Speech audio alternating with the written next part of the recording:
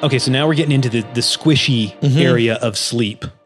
So I used to, 47,000 years ago, I had one of the early wearables from a different brand, and my sleep numbers scared me so badly that I stopped wearing it. Yeah.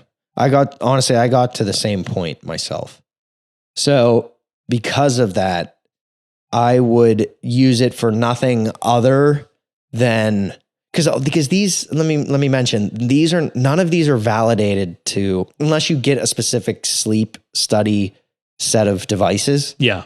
None of these are validated to give you a strong indication of something like sleep apnea or if you have insomnia or something like that. Most of the ones that everybody's wearing, the Apple Watches, the Garmins, the Whoops, the whatever, those are not specifically designed for this. Yeah. And they're not that accurate. Right. And I think that these companies, if they are in the same way that Apple now has the capability with certain watches that you can get a validated EKG. Yeah. So it could pick up abnormal rhythms. Like that's great.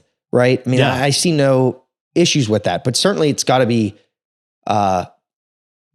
looked at in the proper clinical context too. Right. Like we're not EKG reading. We had like entire courses on it in pharmacy school. And you're not going to go to the hospital and the doctor's going to slap an Apple Watch on you. Sure. That's not how that works. But it certainly opens the door to a conversation. Yeah, it certainly opens the door. And I think in order for these wearables to continue to build credibility, these companies, I would be willing to bet they're working to validate more things like, can this pick up sleep apnea? Can this pick up something that can trigger something along those lines that can be really useful from a health perspective? Makes sense. Not there yet. No. So with sleep. So why are we looking at sleep then? We're looking at sleep because it is often one of the, if you look at behavioral change research, or you look at somebody trying, like just the classic trio of things, I'm really trying to dial in my sleep, really trying to start exercising, and I'm really trying to eat better. It's like, how often do you hear somebody say that? Or how often do you say that to yourself? I'm just going to focus on these big three things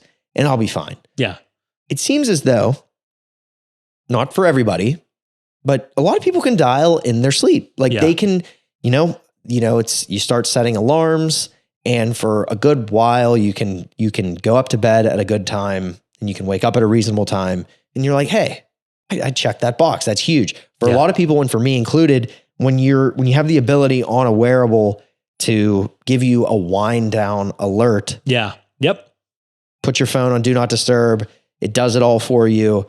It sort of just it's just a quick reminder at whatever time you set it at to say, okay, now is the time that you're supposed to wind down. Now is when you can commit to what you said you were going to commit to. Right. And you have to make a conscious effort to then take your phone, take your watch out of that mode. Yeah. To, go back to daytime mode. Back to daytime mode. Yeah. So, and for a lot of people, it's like they get sick of that in 3 weeks and they're done with it. But in general, again, that helps. That's one layer. So this is all a behavioral. It's a very much behavioral positive reinforcement lens. And then there's something to be said about, so all of these devices will look at sleep onset latency. Mm-hmm. So it's basically how quickly once you're in bed, basically, how quickly do you then fall asleep? And so there are measures of sleep latency that are clinically used to say, okay, if you're past 20 minutes, if you're past 30 minutes of laying in bed, we might want to screen you further, talk to you further if maybe you have insomnia. Sure. So what they've seen in some small studies, like with the Oura Ring and Whoop, I know kind of hangs their hat on this sort of stuff.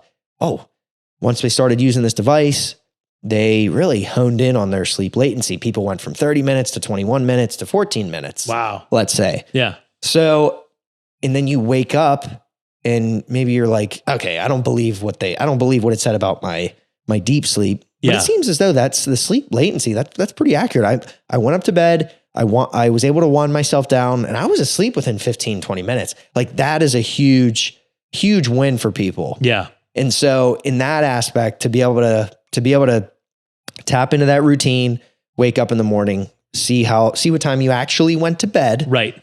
And see what time you actually woke up to say, you know what, like in the 6 months prior, I thought I was getting 7 hours of sleep. I thought I was getting 8 hours of sleep, but really it was more like 6 because I was, had my TV on for 20 minutes and then I was talking to my spouse for another 30 minutes. Like it's able to kind of help you dig in to those behavioral details, not the REM sleep cycle, sleep phase 2, sleep 3, right, block 4, right, 29.9 minutes here. Like it lets you just hone in on the behavioral aspects. And there's some good data that the wearables plus maybe some, tailored individual counseling along with that can really help the sleep changes stick.